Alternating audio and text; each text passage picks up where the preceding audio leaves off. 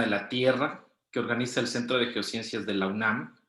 En este momento continuamos con nuestro programa y le damos la bienvenida al doctor Pierre Lacan, sismólogo del Centro de Geociencias, que va a tener una actividad bastante interesante ya denominada Pregunta a un científico.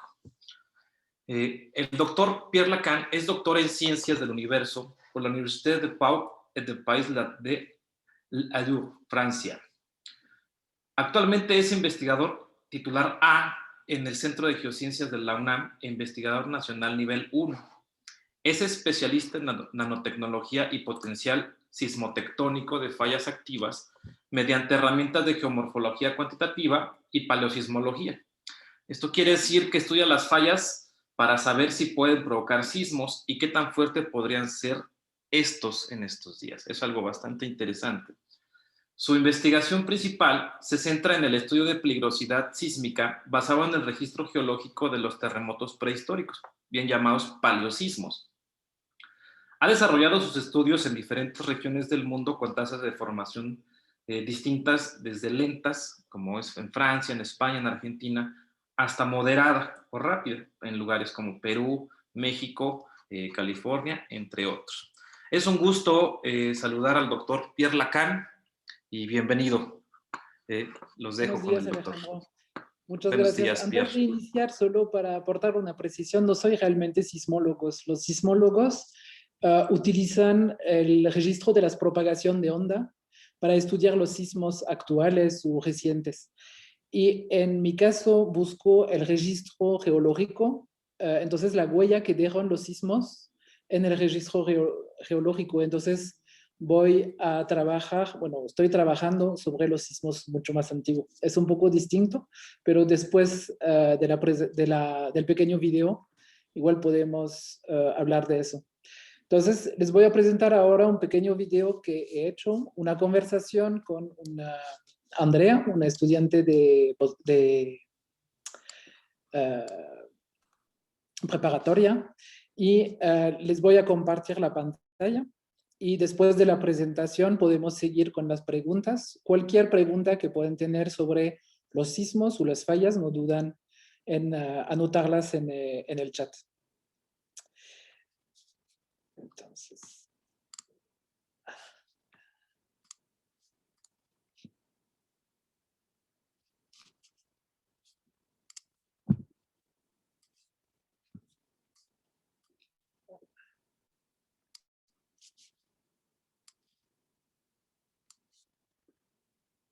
¿listo? Buenos días, Doc. Le marco para preguntarle acerca de los sismos. Siempre escuchamos que ocurrió un sismo, pero a veces lo sentimos, otras veces no.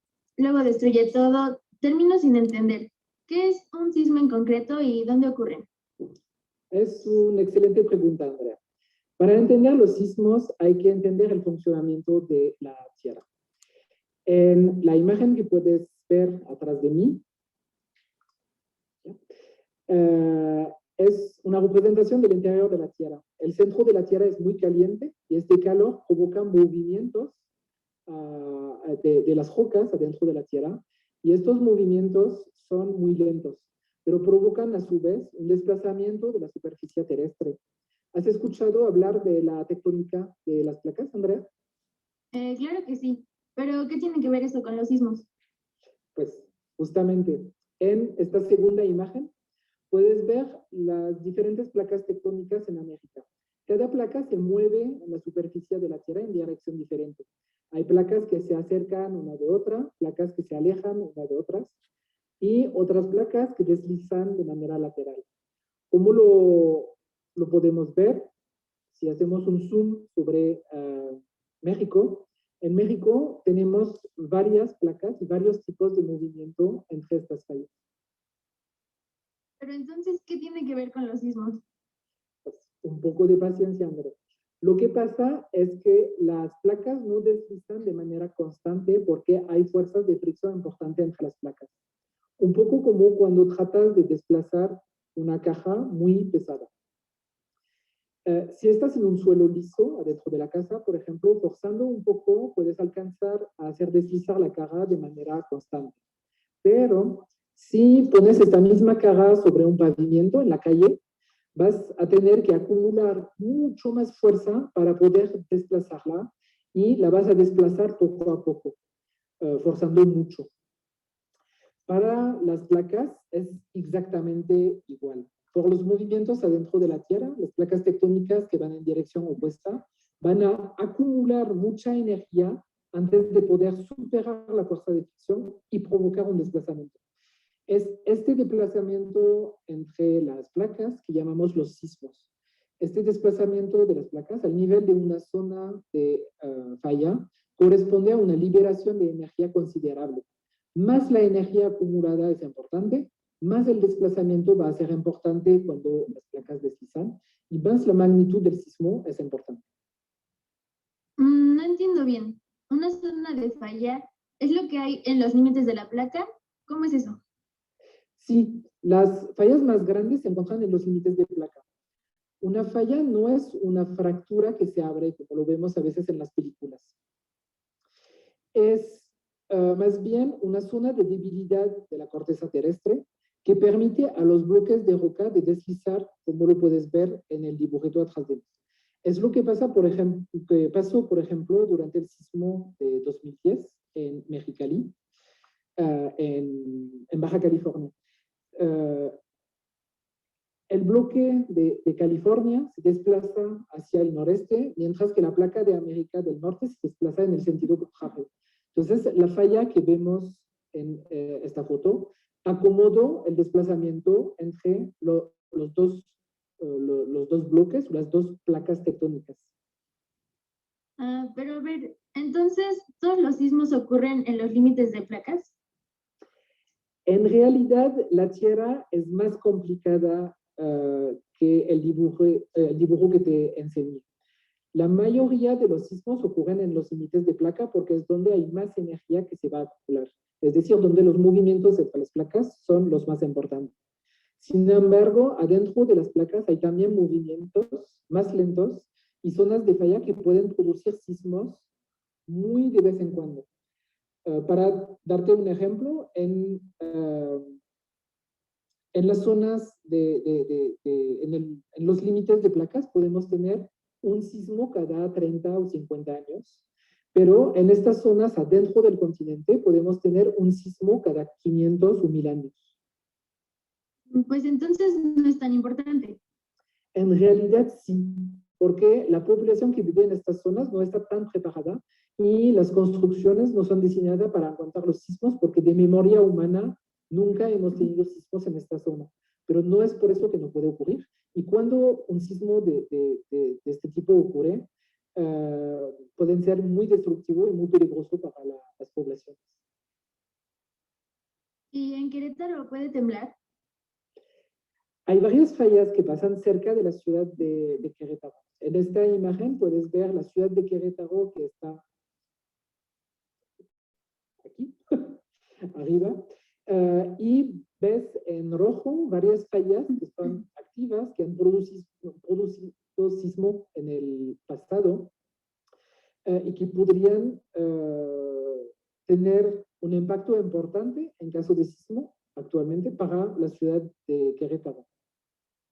Entonces, son sismos que no son muy comunes. Hay muy poca probabilidad de sentir sismos en Querétaro, pero es algo que podría ocurrir. Pero si tiembla en el sur del estado, por ejemplo, ¿lo podríamos sentir en la ciudad de Querétaro? Claro que sí. La cosa es que cuando hay un desplazamiento en el plano de falla, la energía se libera y se empieza a propagar bajo la forma de una onda sísmica. Esta onda se propaga en el interior de la Tierra y hace mover la superficie del suelo a su paso. Es un poco como cuando lanzas una piedra en un lago. El choque entre la piedra y la superficie del agua corresponde a una liberación de energía y una onda se forma en la superficie del agua. Y puedes ver un círculo que va creciendo. Este círculo es una onda que en el agua corresponde a una pequeña ola.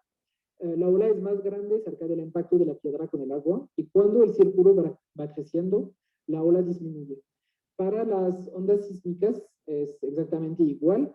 Más cerca del sismo vas a sentir más fuerte el movimiento del terreno, la ola es más grande. Y más estamos lejos del sismo, menos vamos a sentir el sismo. Ah, es por eso que un sismo en Oaxaca se puede sentir en la Ciudad de México. Exactamente. Un sismo se puede sentir a cientos de kilómetros de donde se hizo la liberación de energía. Además, en la Ciudad de México hay otro problema. Por ser construido en un antiguo lago, el suelo de la ciudad es muy arcilloso, lleno de agua, y entonces actúa como una gelatina y amplifica las ondas sísmicas. Ok, muchas gracias, Doc. ¿Te podré contactar si tengo más dudas? Sí, claro que sí, con gusto. Ok, gracias y hasta luego. Hasta luego.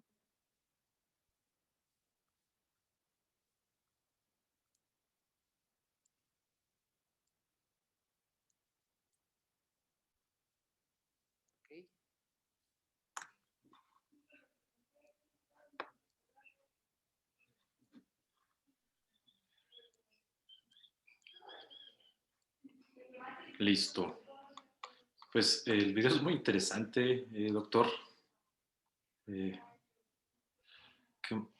no sé si tenemos por ahí una pregunta ya escrita. Sí, dice Diego Pops. Hola, ¿ha temblado alguna vez en Querétaro? Excelente pregunta. Entonces, depende si por temblor habla de cualquier sismo o algo fuerte que destruyó la ciudad. Entonces, sismos en Querétaro hay. Actualmente los sismólogos del Centro de Geociencia justamente están instalando diferentes estaciones y se han registrado sismos. Generalmente son sismos de magnitud bastante baja, inferior a 4, entonces o no se perciben o se perciben, se siente un movimiento, pero nada que destruye la ciudad. En 1912, cuando ocurrió este sismo en el Graben de Acambay, en el Estado de México, se sintió en la ciudad de Querétaro.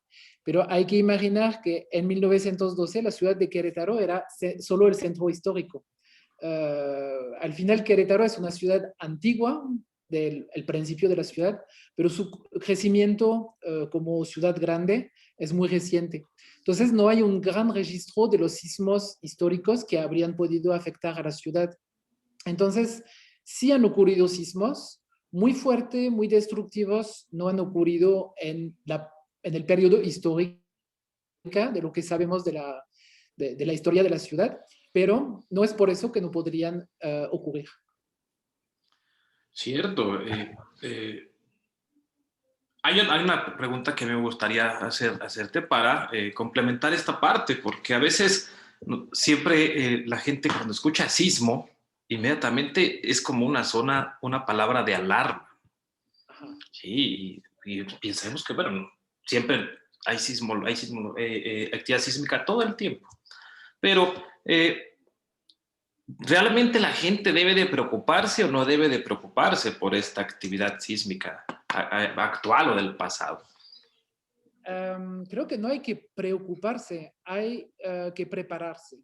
Es decir, que en México sabemos que es un país donde hay una actividad tectónica bastante importante y entonces hay lugares donde hay más sismos que en otros lugares. Entonces sabemos que toda lo que llamamos la zona de subducción, donde el, el fondo oceánico pasa por debajo del continente, que es toda esta zona que va de Puerto Vallarta a Chiapas.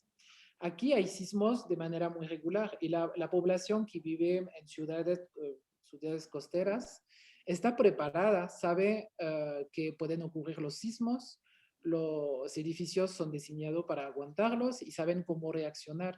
Entonces, en el centro de México, en la Ciudad de México, por lo que explico en el video, se sienten todos estos sismos que ocurren en la zona de subducción, pero también los cercanos. Entonces, también hay una bastante buena cultura de qué hay que hacer en caso de sismo, pero hay otras zonas globalmente que es desde la Ciudad de México hasta Puerto Vallarta, toda esta zona, entonces pasando por Morelia, Guadalajara, es una zona donde pueden haber sismos.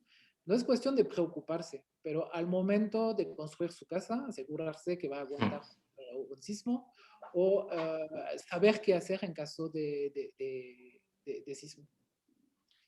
Sí, y sobre todo toda esta información es importante para que la gente la conozca. Tenemos un par más de preguntas hechas en el chat. Dice Casiopeia, y esas líneas que se veían que pasaban sobre la ciudad de Querétaro, dice, ¿son fallas también? Sí, exactamente. Entonces las puedo poner otra vez. Por favor, doctor. Las tengo por aquí, ya. Entonces, estas fallas, estas líneas aquí negras son fallas. Esta, por ejemplo, es la que pasa, es este escarpe de montaña que vemos cuando estamos en la estación de autobús. Vemos que hay una zona plana y al este de la estación de autobús vemos un escarpe topográfico. Eso corresponde a un escarpe de falla y es este mismo escarpe de falla que subimos cuando salimos de Bernardo Quintana y que subimos el Fray Junipero. Toda esta subida es este mismo escarpe y todo eso son fallas. La cosa es que son fallas bastante antiguas y todavía no se ha podido comprobar su actividad o su inactividad. Entonces, en caso de producir un sismo, podrían ser muy dañinos para la ciudad de Querétaro, pero, por ejemplo, su actividad tectónica no ha sido comprobada. ¿Okay? Otro fenómeno que hay, pero que es totalmente independiente de la tectónica, es que estas fallas están reactivadas en superficie por la sobreexplotación del acuífero. Eso tendría que ser toda una otra charla, pero básicamente cuando se extrae agua del subsuelo, el suelo se va a compactar, pero no es toda la roca que se compacta, sino solo la roca que contiene agua. Y entonces, como hay más agua de un lado de la falla que del otro, hay una compactación diferencial y se hace que estas fallas pueden localizar el hundimiento de la ciudad. La más conocida de estas fallas es la falla 5 de febrero, que globalmente sigue la avenida 5 de febrero. Y aquí vemos que de vez en cuando hay que rellenar el suelo porque hay un escarpe que se está formando y eso no es tectónico, no es debido a sismos, sino a la explotación del acuífero. Sí, y se ve, uno pasa por 5 de febrero sobre el lateral, ahí uno pasa, ¿no? Se ve ahí Ajá, es bastante interesante, ¿no? Sí, hay una pregunta más, dice otra vez Diego Pops. ¿Y ha dañado con algún derrumbe de algún edificio o casas? ¿Ha venido alguna afectación física, aunque sean sismos pequeños? No, los sismos pequeños pueden sentirse, puedes sentir vibraciones, un cuadro puede caer, pero no derrumban casas o casas en muy mal estado, podría ser, pero en este caso, en Querétaro, no se sabe, no quiero hablar demasiado, pero no creo que hemos tenido destrucciones. He buscado registro acerca del sismo de 1912, que es el sismo más grande que hemos sentido en la zona, pero no encontré información en el municipio de Querétaro acerca de afectaciones en este lugar. Varios pueblos en este entonces han sido afectados en el norte del Estado de México y en el sur del Estado de Querétaro, como Amealco, por ejemplo, pero aquí en Querétaro capital no se sabe de afectaciones. Sí, hay una pregunta más que a mí particularmente se me hace muy interesante, que la gente usualmente lo pregunta cuando hay foros así, ¿no? Que dice, ¿los sismos pueden detonar una erupción volcánica? Ok, entonces, la relación entre sismos y erupción volcánica es un poco compleja. Los sismos de los cuales hablé en la charla son sismos de origen tectónica. Entonces, hay movimientos de placas, hay un sismo. Pero el sismo corresponde a una liberación de energía.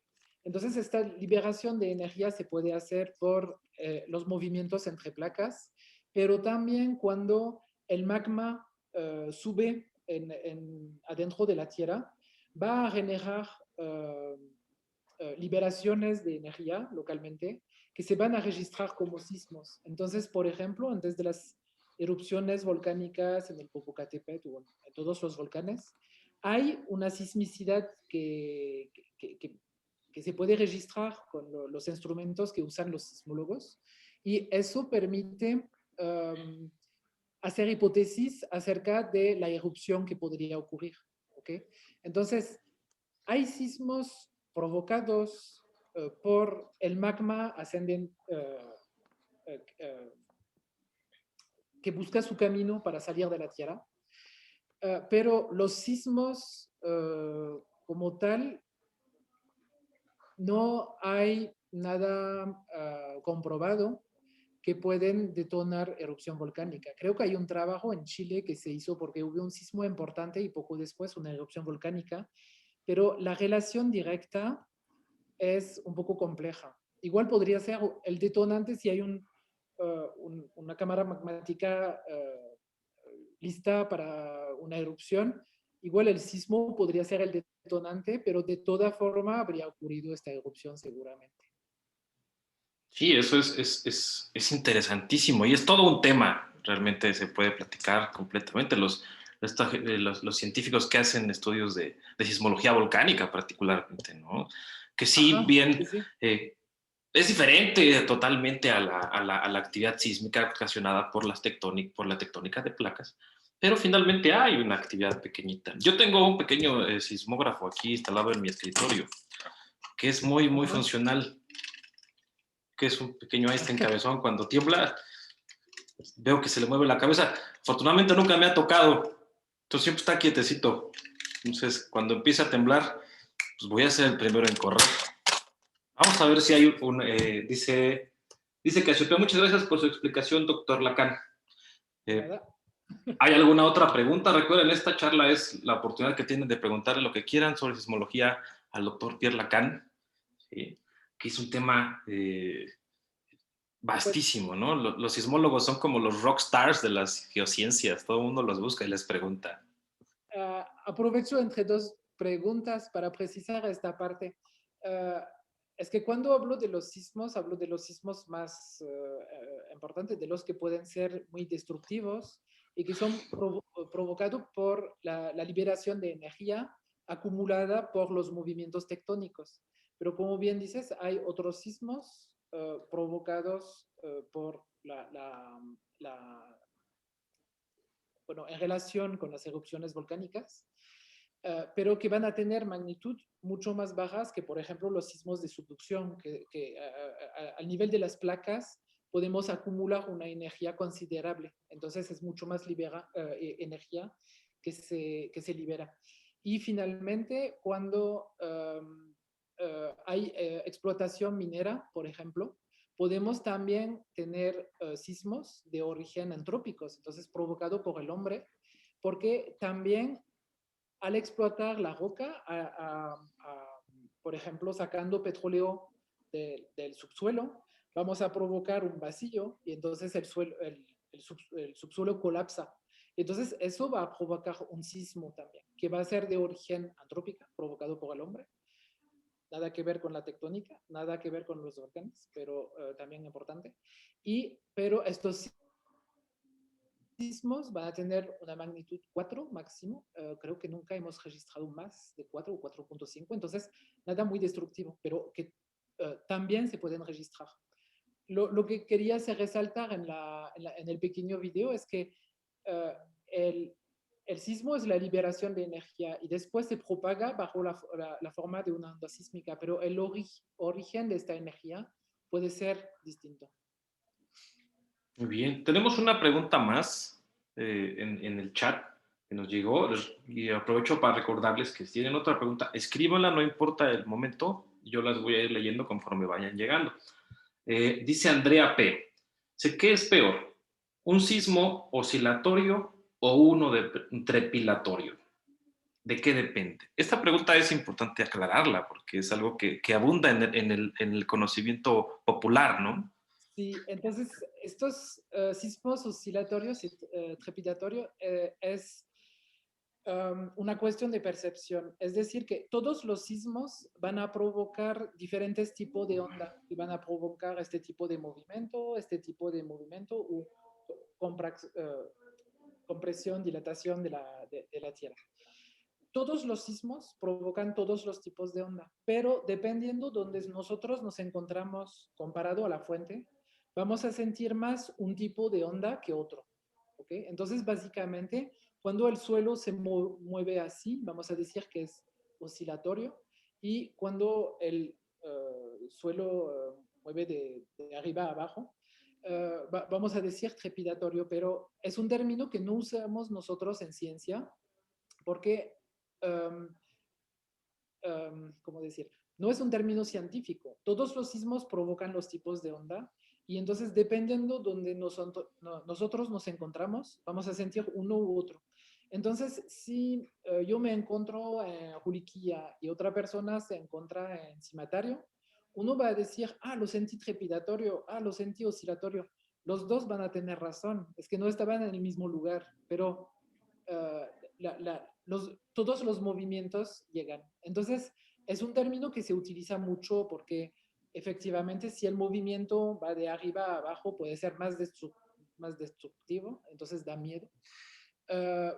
Pero no es porque es trepidatorio a un lugar que va a ser trepidatorio en otro lugar. Puede sentirse oscilatorio en otro lugar.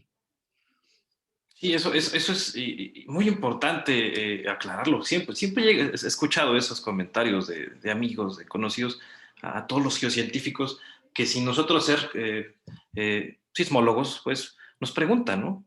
Y esa respuesta me gustó mucho. Es cuestión de percepción.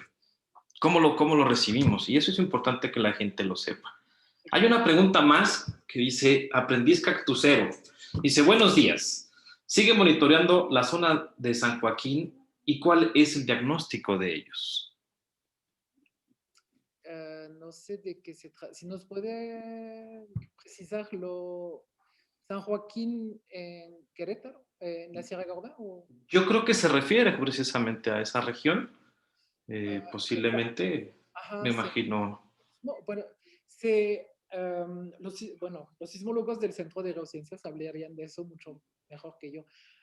Desde hace unos años, pero es intensivo en los últimos años, se está desarrollando una red bastante densa, relativamente densa, en todo el estado de Querétaro, para tratar de registrar lo que llamamos la microsismicidad, que son estos sismos que no percibimos nosotros como persona, pero que los equipos con mucha sensibilidad pueden registrar. Y entonces se trata de saber, de tener más información sobre estos sismos, acerca de dónde ocurren, a lo largo de qué tipo de falla, y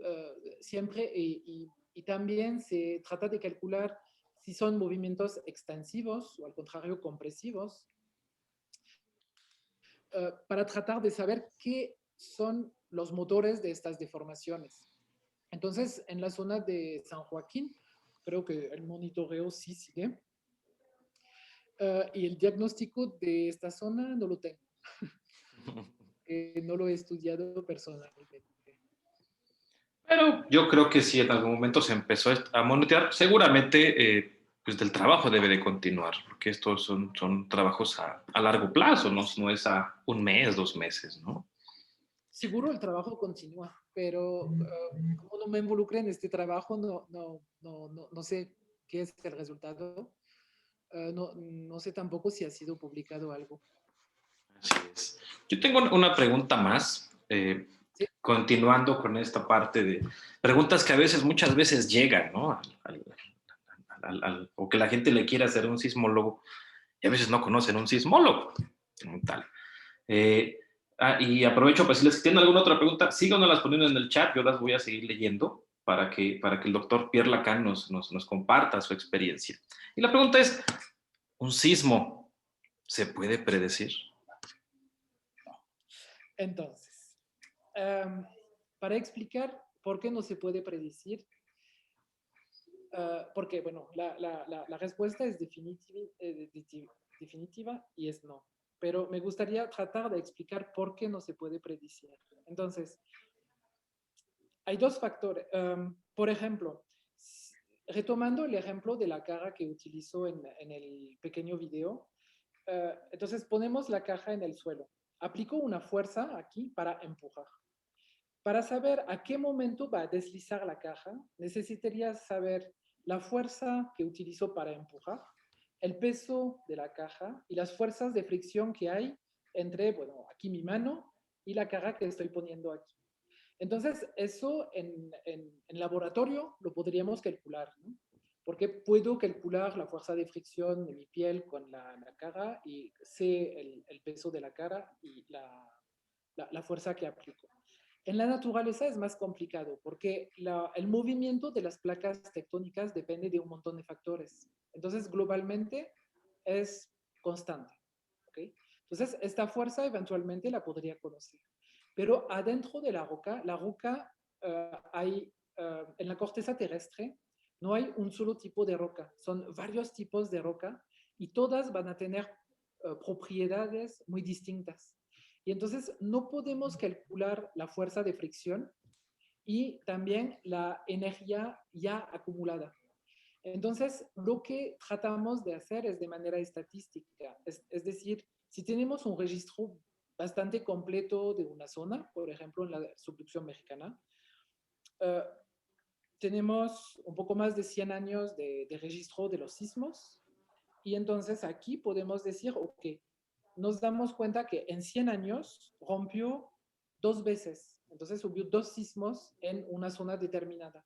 Significa que hay un sismo en promedio cada 50 años. Y entonces, si no hubo sismos en 50 años, podemos decir, ok, esta zona está lista para romper, pero no vamos a poder saber si va a romper mañana, en 10 años o en 20 años. Porque los sismos, desafortunadamente, no son como un reloj suizo y podemos tener 2 sismos en 20 años y después nada durante 300 años, o al contrario, podemos tener un sismo cada 150 años. No sé si me expliqué.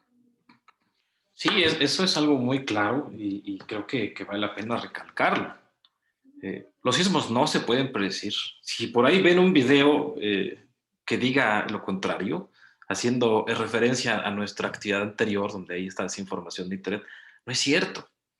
Pero sí, la gente, los sismólogos, tratan en estudiar los efectos que hay en el pasado para poder aprender qué se puede hacer en caso de un sismo.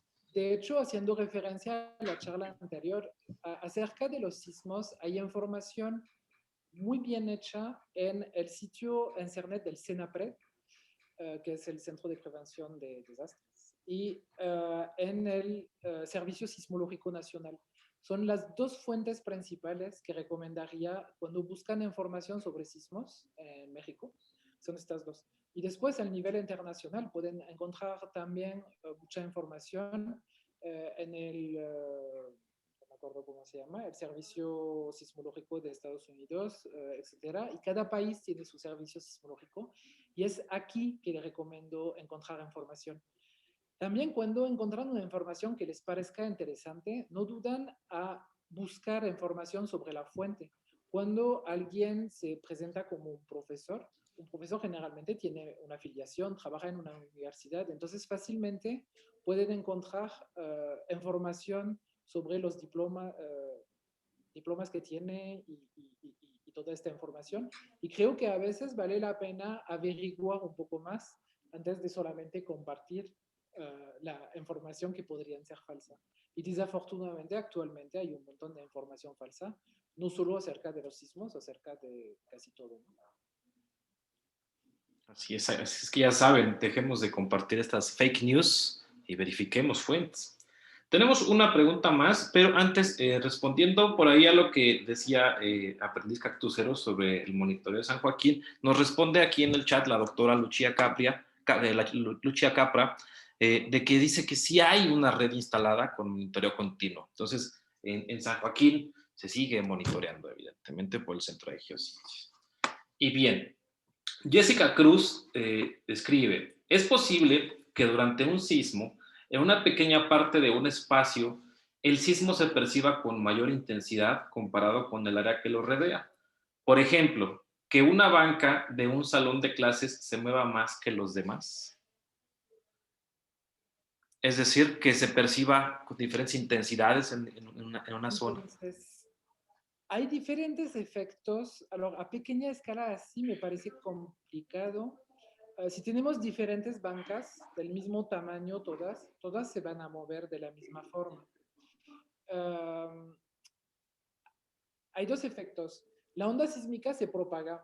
Si el suelo es homogéneo, si es la misma roca que compone el suelo, vamos a tener la misma percepción de la onda. Pero si tenemos, por ejemplo, de un lado una roca y de otro lado una roca, un sedimento saturado en agua, vamos a tener en el sedimento saturado en agua una amplificación de la onda sísmica. Entonces, las casas construidas en la roca casi no van a sentir el sismo y en la zona más arcillosa o más húmeda vamos a tener una amplificación. De la misma forma, si tenemos una planicie y una zona de montaña, hay una amplificación de la onda por la altura. Entonces, en la montaña se va a sentir más el sismo que abajo. Pero en un salón de clase, normalmente todo el salón se tendría que mover de la misma forma. Creo que si sientes un sismo más fuerte en una banca de tu salón es porque tienes un amigo que te está haciendo una broma, haciendo mover la silla. Bien. Bien. Y hay una más por ahí que dice Casiopeia, que creo que es otra de esas preguntas que a veces llegan también, qué bueno que la hacen, que están muy, muy arraigadas a veces en el pensamiento popular. Dice, ¿es cierto que los animales pueden sentir, entre comillas, con anticipación que va a ocurrir un sismo? Hay varios testimonios de eso y hay varias cosas que todavía en la ciencia no entendemos. Hay que entender bien este concepto, es que nosotros en la ciencia vemos lo que pasa en la naturaleza y tratamos de explicar una explicación demostrada, ¿no? Todo lo que comentamos en la ciencia ha sido demostrado, no es una creencia, es demostrado. Entonces, en esta parte todavía creo que hay trabajo que hacer porque efectivamente hay varios testimonios de gatos que apaniquean uh, segundos antes de llegar a un sismo. Vimos estos elefantes en Sumatra antes del tsunami de 2004. Todos los elefantes que estaban en la costa se fueron hacia la tierra y no sabemos qué sintieron, si perciben la onda sísmica antes de que llegue el tsunami o perciben un tipo de onda que todavía no registramos. Hay cosas que no explicamos, pero sí hay bastante testimonios, particularmente de los gatos, todos estos animales que son algo sensibles a los movimientos, que reaccionan de manera extraña antes de un sismo. Una explicación que podría ser es, ¿cómo decir? Por ejemplo, el funcionamiento de la alerta sísmica en la Ciudad de México. La Ciudad de México está aquí, la zona de subducción está a este nivel, entonces a 400 kilómetros de aquí. Si hay un sismo en la zona de subducción, lo registra una estación sismológica y de ahí manda una onda radio a la Ciudad de México que prende la alarma sísmica. ¿Okay? La onda radio va mucho más rápida que la onda sísmica. Entonces, al momento que se prende la alerta sísmica, la onda sísmica, la alerta sísmica, la onda sísmica empieza su camino y entonces la alerta sísmica se prende 30 a 40 segundos antes de que llegue la onda sísmica a la Ciudad de México.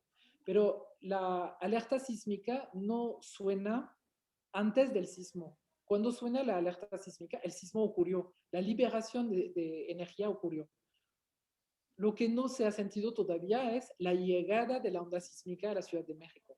Entonces, algo así podría explicar por qué los gatos se paniquean antes de que llegue la onda sísmica. Igual podrían sentir una onda que todavía nosotros no hemos registrado. Es una hipótesis, no lo sé. Es una parte de la investigación que si se animan para seguir en la ciencia podrían investigar para descubrir cómo los animales nos podrían ayudar a anticipar los sismos. Vaya, eso es interesante, que realmente valdría la pena estudiarlo desde varias perspectivas. Yo quiero hacer una pregunta más antes de que llegue alguna otra o pensando en que ya no haya más. Y esto, pensando en los niños de la primaria, la secundaria o los chicos de la preparatoria que nos ven o que vayan a ver este video más adelante, es si uno de ellos quisiera ser sismólogo, ¿qué tendría que estudiar? ¿Qué tendría que hacer para que estos chicos sean o se conviertan en los sismólogos del futuro? Claro. Para estudiar la sismología es importante, bueno, otra vez, yo no soy sismólogo, entonces, en sismología hay que saber de ciencia de la Tierra y de física. Y entonces me imagino que para estudiar sismología se puede hacer una licenciatura en física o en ciencia de la Tierra con opciones a física para estudiar eso.